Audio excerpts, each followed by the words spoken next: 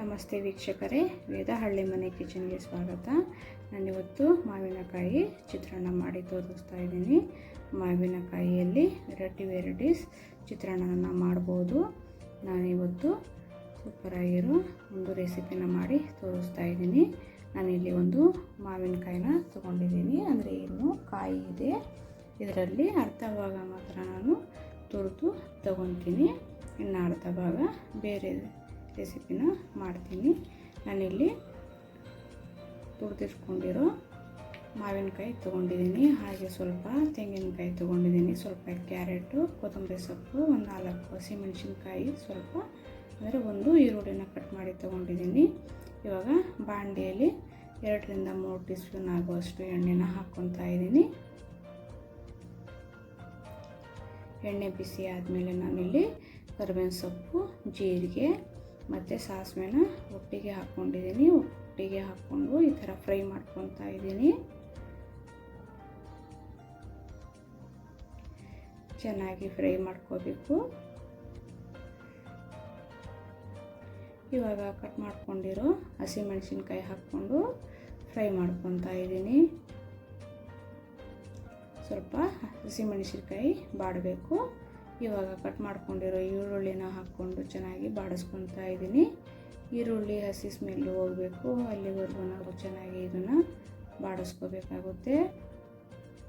ಇವಾಗ ಕ್ಯಾರೆಟ್ ತುರಿನ ಹಾಕ್ಕೊಂಡು ಬಾಡಿಸ್ಕೊತಾ ಇದ್ದೀನಿ.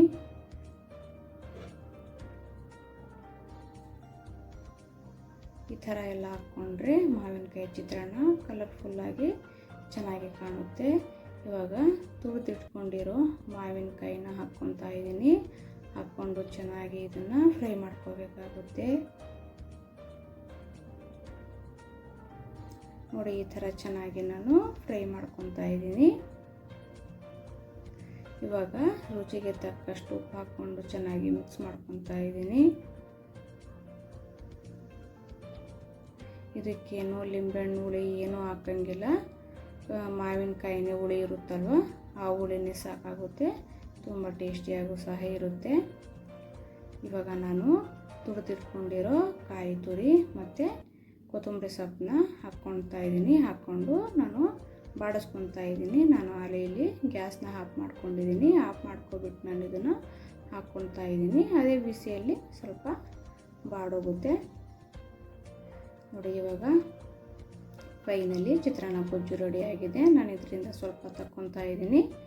ಇವಾಗ ನಮಗೆ ಎಷ್ಟು ಬೇಕೋ ಅಷ್ಟು ರೈಸ್ ಹಾಕ್ಕೊಂಡು ಚೆನ್ನಾಗಿ ನಾನು ಕಲಿಸ್ಕೊತಾ ಇದ್ದೀನಿ. ನೋಡಿ, ಈ ಥರ ಚೆನ್ನಾಗಿ ಕಲಿಸ್ಕೋಬೇಕು.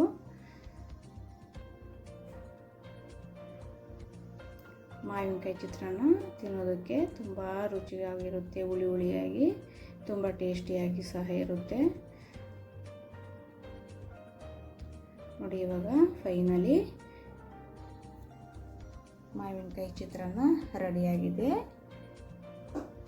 ಯಾರೆಲ್ಲ ನನ್ನ ವಿಡಿಯೋಸ್ ನೋಡ್ತಾ ಇದ್ದೀರಾ, ಪ್ಲೀಸ್ ಲೈಕ್ ಆ್ಯಂಡ್ ಸಬ್ಸ್ಕ್ರೈಬ್ ಮಾಡಿ, ಹಾಗೆ ನನ್ನ ಚಾನಲ್ನ ಸಪೋರ್ಟ್ ಮಾಡಿ ಫ್ರೆಂಡ್ಸ್. ಈ ರೆಸಿಪಿ ಇಷ್ಟ ಆದರೆ ನೀವು ಸಹ ಮನೆಯಲ್ಲಿ ಟ್ರೈ ಮಾಡಿ ಹೇಗೆ ಬಂತು ಅಂತ ಕಮೆಂಟ್ ಮಾಡಿ. ನೋಡಿ, ಇವಾಗ ಫೈನಲಿ ಚಿತ್ರಾನ್ನ ರೆಡಿಯಾಗಿದೆ, ಮಾವಿನಕಾಯಿ ಚಿತ್ರಾನ್ನ. ಇದ್ರ ಜೊತೆ ನಾನು ಮೆಣಸಿನ್ಕಾಯಿ ಬಜ್ಜಿ ಮಾಡಿದ್ದೆ ಮತ್ತು ಹಪ್ಪಳನೂ ತೇಲ್ಸಿದ್ದೆ. ನೋಡಿ, ಸೂಪರಾಗಿ ಬಂದಿದೆ, ಎಷ್ಟು ಚೆನ್ನಾಗಿ ಕಾಣ್ತಿದೆ ಅಲ್ವಾ. ಈ ರೆಸಿಪಿ ನಿಮ್ಗೆ ಇಷ್ಟ ಆದರೆ ಲೈಕ್ ಆ್ಯಂಡ್ ಕಮೆಂಟ್ ಮಾಡಿ. Thank you.